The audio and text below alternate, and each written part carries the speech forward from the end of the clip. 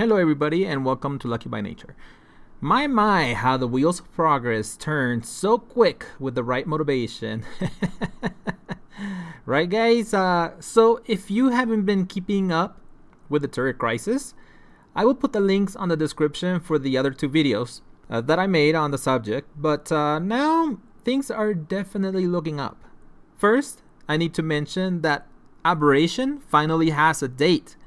It's coming out on December 12th. I think it's funny that they added of this year at the end. But anyways, now that that's out of the way, let's get into the meat and potatoes of the turret crisis and why the Ark gods are finally smiling upon us. So Wildcard just announced that they will be pushing the turret change back. So they are no longer going to hard limit the turrets on December 5th. Along with that, it seems that they will be bringing the super turret to PC on the 27th of this month. So we will have time to test and implement the super turret before the hard limit goes into effect. They also mentioned that Aberration will already come in with the limit, but from what I've seen of the Aberration gameplay, it looks to me like it's more geared towards PvE style rather than PvP. So in my opinion, the 100 turrets should be sufficient to repel attacks from the weak dinos that are in Aberration. But of course, we will know more once we get in there, but I'm speculating just from the information that I have in front of me. But let's carry on.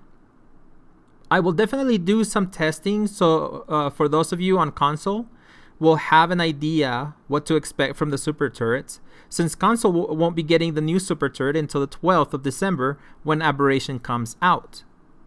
One key point that we need to focus on is the fact that Wildcard will give us a 2-week heads up before they implement the hard limit, which they anticipate will happen towards the end of December.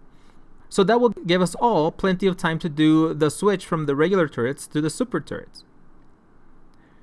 Here are a few details to keep in mind. If you have over 100 regular turrets within the 100-meter radius, which like we've mentioned before, it's between 33 and 34 foundations. Here is what that looks like, which that in itself is giving me some ideas, but I will have to do some testing after the 27th to see if my ideas actually work. You will not be able to place any super turrets until you get below the 100 regular turrets. So if, let's say, you have 500 turrets right now within that radius, you will have to get rid of 401 of your regular turrets to be able to place one super turret. And then, of course, after that, it'll be pretty much 1 for 1. But the heavy turrets will require normal turrets to craft. The way they make that sound, it's like a turret will be part of the mats, right? To craft the bigger turrets. I mean, that's the way it sounds like to me. Then all you need to do is just pick them up and go make your super turret, which is nice. Of course, we also don't know if all it's going to take is just the turrets themselves, or if you're going to need regular turret and then other mats on top of that. We don't know at this point. Something else that they mentioned is that the stego armor plating is being made much less effective. So this is a for sure thing, it looks like. RIP stego bombs. That's the only thing that comes to mind because, man, those stego bombs were the bomb. I actually liked it. But anyway, so this that I just mentioned is for sure thing, as they indicate here. But something they will consider for the future is the veggie cake balancing. I really hope that they don't mess with this.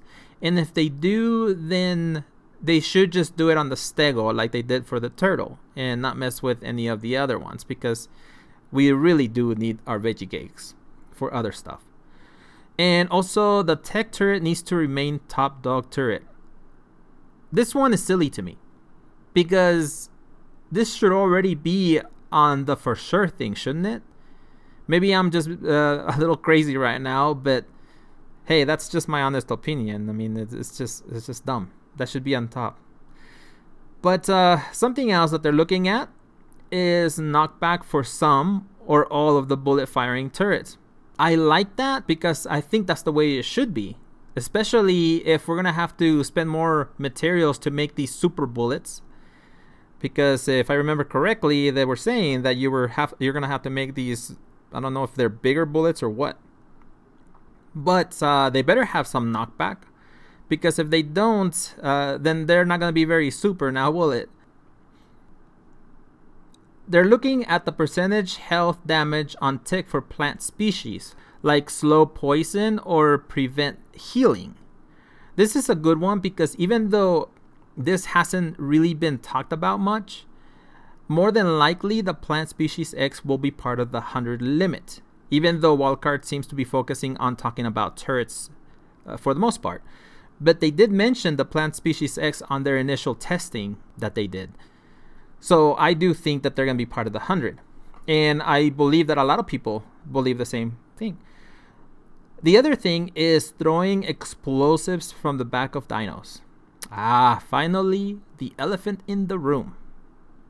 This, my friends, is going to be a hot topic in my opinion, because the reason? Well, if you are on the defensive, this is a great thing to get rid of. But if you are on the other side of the war and you are pushing in, this will be a big problem. I'm sure we will be talking about this one in the future. So let's just leave it at that because it'll come up, I'm sure. And the last one, but not least, can we further weaponize bees? This would be an excellent option, especially if they can cover a decent area.